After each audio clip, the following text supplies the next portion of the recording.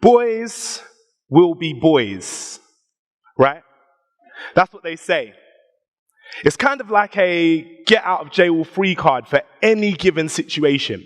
When you're in the supermarket and you see a toddler kicking off, they're throwing a tantrum, you look awkwardly at the parents and smile and say, boys will be boys. When two boys get into a fight in the playground and one of them punches the other one in the face and gives him a black eye, we tell him off, but boys will be boys. When university students come home really late on a drunken bender and wake everyone up, it's annoying, but it's to be expected because boys will be boys.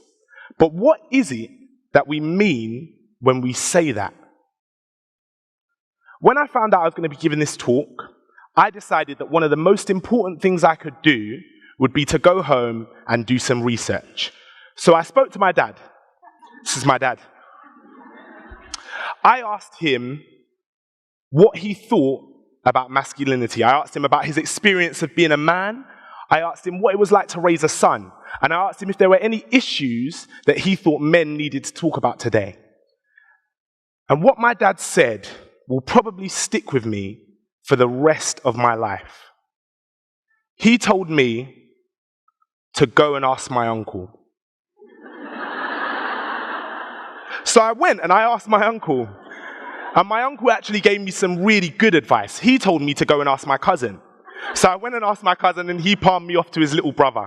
I say all of this to say that men in general are not great at talking, particularly when it comes to the topic of masculinity. The work that I do with the Good Lad Initiative is basically that, talking about masculinity. We work in schools with boys between the ages of 11 and 18, talking about masculinity and gender equality and involving them in the conversations. One of my favorite activities that I run in these workshops is called a word race. So the way that this activity works is we split the boys into two teams and we give them a word association game where they have to run to a whiteboard and write down words that they associate to a topic that we give them. We usually start with a practice round that lasts for about a minute. We'll give them something like breakfast or music. And then we give them a round with the topic of men, and then we give them a round with the topic of women. And then they come up with some characteristics. So usually things like strong or dominant for men, and things like kind or mother or kitchen for women. I don't know. It leads me to ask the question, what is it that we actually expect of boys? And I think that we're setting the bar very low.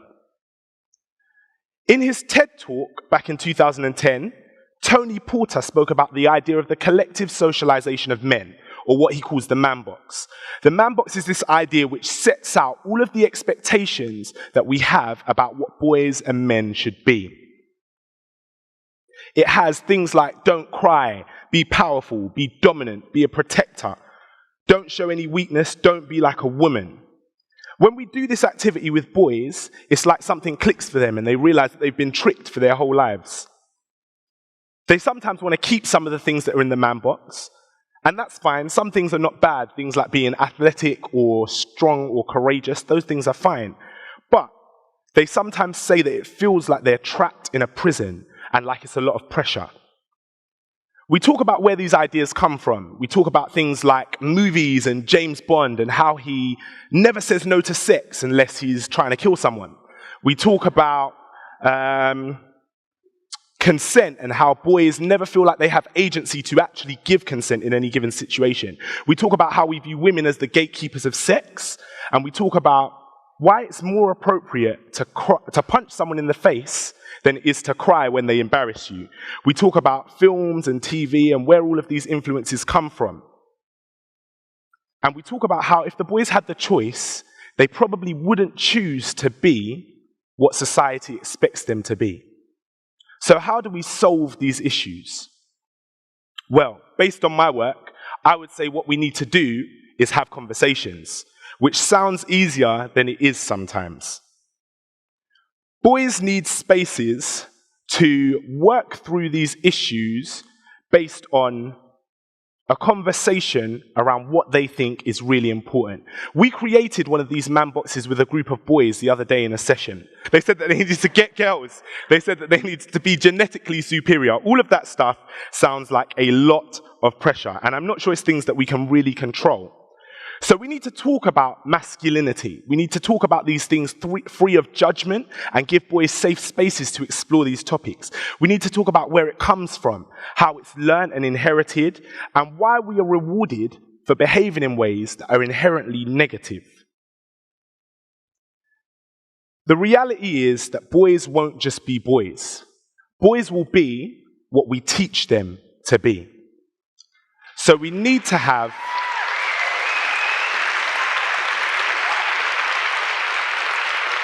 So what we need to do is have the tough conversations. We need to talk about masculinity in all of its forms. The men in my life never told me that the patriarchy was for everyone. That might be because they didn't have the words to articulate it, or it could have been because they didn't understand. But as a man, I feel like we all have this understanding that the ways that we're expected to behave and to treat other people are not the best ways to live our lives, and they don't lead to us being happy and whole human beings. Boys won't just be boys. What boys will be is men, and that is when we will all have an issue. In the UK, suicide is the lead killer of men between the ages of 15 and 55.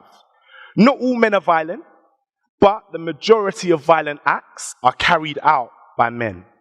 Women all around the world feel more safe around other women than they do around men.